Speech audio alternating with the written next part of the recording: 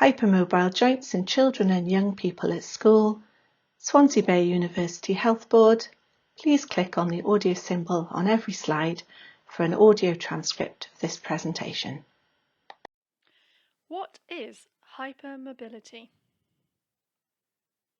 Hypermobility is a description of joint movement, in that hyper means more and mobility means movement. Ligaments offer stability to joints, and in hypermobile joints, ligaments are lax and joints have more flexibility. It is not an illness or disease. It is the way someone is put together. It is often considered a normal finding by medical professionals. It may be referred to as joint laxity, but may also be known as being double-jointed.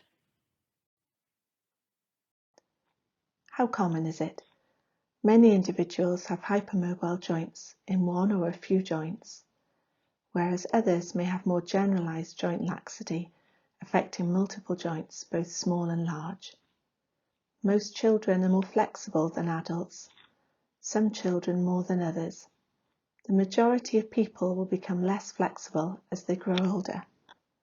National Institute for Health and Care Excellence guidelines describe hypermobile joints as common in children, affecting 8 to 39% of school-aged children, with girls more affected than boys.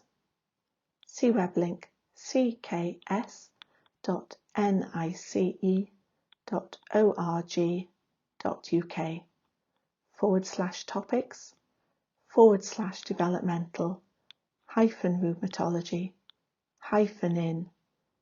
nic.uk/children/background-information/hypermobility/. Does it matter? Many children have hypermobile joints with no adverse effects or difficulties, and it can be beneficial in certain sports such as gymnastics or athletics. Like many things in life, there is a sliding scale as to how much hypermobility affects individuals. There may be a small number of children you see who have experienced more difficulties and may be known to the therapy team or a medical professional. When hypermobile joints become a problem. Joints that move more than normal take more effort to control. This extra effort can lead to children and young people becoming tired more quickly or getting muscle ache in the surrounding area. The joints themselves might also come under more strain and are more likely to have injuries. Where pain is reported, this often occurs after activity and may be seen towards the end of the day. Difficulty may not therefore be witnessed at school, but pain or discomfort can seriously affect a child's ability to concentrate on homework or may disturb sleep with possible impact on concentration levels in school the next day. Pacing of exercise and activities can be a helpful approach to spread activity throughout a day or week to achieve a goal. Breaking tasks and activities into smaller steps and planning when to carry these out and permitting regular breaks for rest between activity may assist a child with comfort or fatigue management and promote ongoing participation. Other effects of hypermobile joints. Hypermobile joints may provide reduced position sense or proprioception, leading to reduced body awareness. This may contribute to a child taking longer to learn new skills, or these skills may be more effortful for the child. The child seeking unusual postures and movement, being seen as fidgety, to improve their body awareness and feeling of stability. For this reason, the child may seek to avoid PE due to pain with activity, fatigue, difficulty dressing, or struggling with the task required and feeling frustrated or embarrassed by this. Challenges with daily life. Children who are adversely affected by their hypermobile joints may experience functional difficulties at school, for example, difficulty with holding a pen or slow speed and discomfort when writing, struggling with buttons, fastenings or managing cutlery, may be more prone to falling and clumsiness, may take longer to learn new physical skills, pain and tiredness with prolonged walking, particularly complaining of aching legs, more than expected for age. What might I notice in school? Fine motor.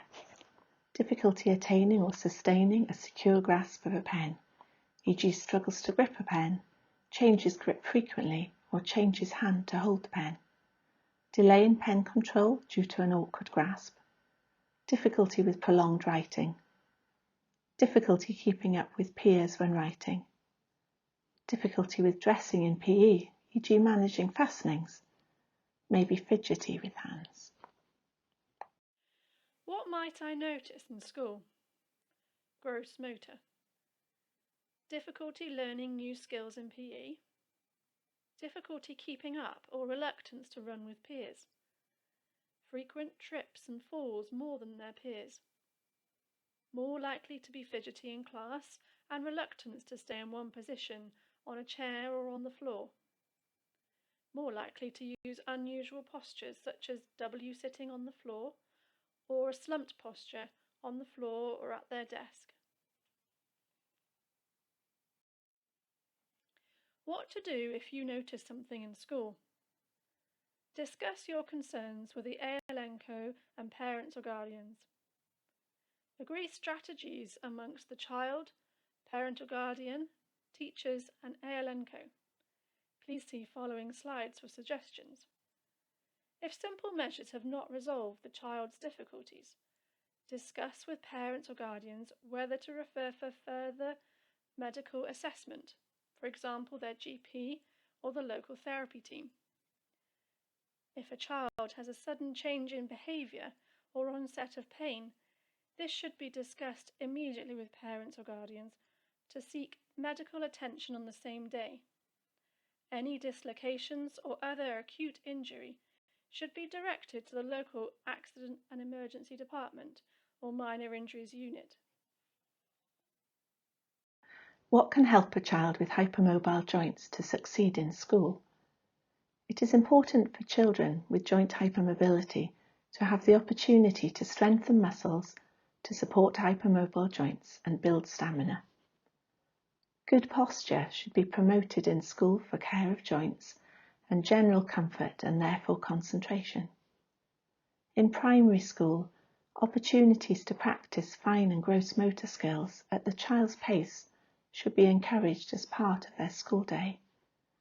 In secondary school, pupils will benefit from strategies that optimise their function and comfort during the school day. Strategies in primary school. Fine motor. Try chunky pens and pencils for young children. Pencil grips may assist. Use dough disco or craft activities to develop skills such as pincer grip, dexterity and hand strength. Allow the child to wear clothes that are easily removed and put on for PE or wear PE clothes to school that day. Fidget toys may support concentration and attention. Strategies in primary school. Gross motor and posture. Encourage participation in PE and the daily mile, but do allow rest breaks as needed. For more information on the daily mile, please see the website thedailymile.co.uk. Permit an alternative to floor sitting, such as a chair or to sit against a supporting surface, for example a wall or furniture.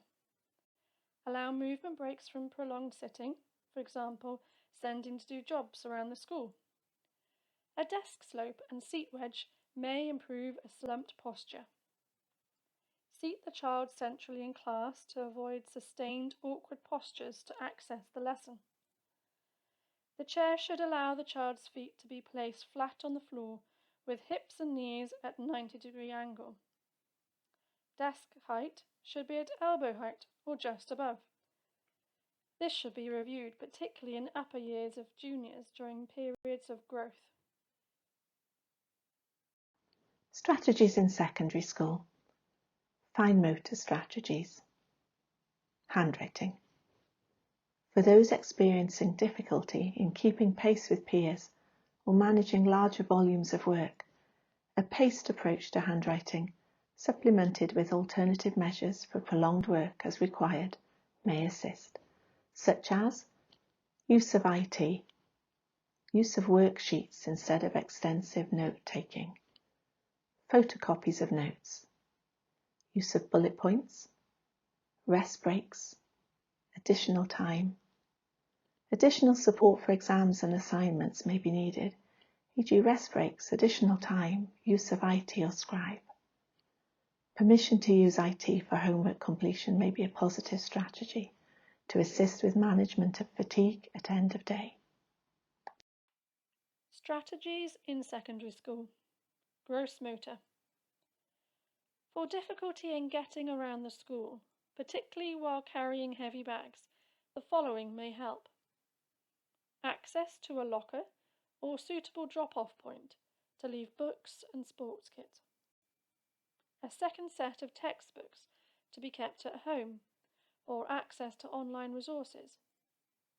To be allowed to wear supportive footwear.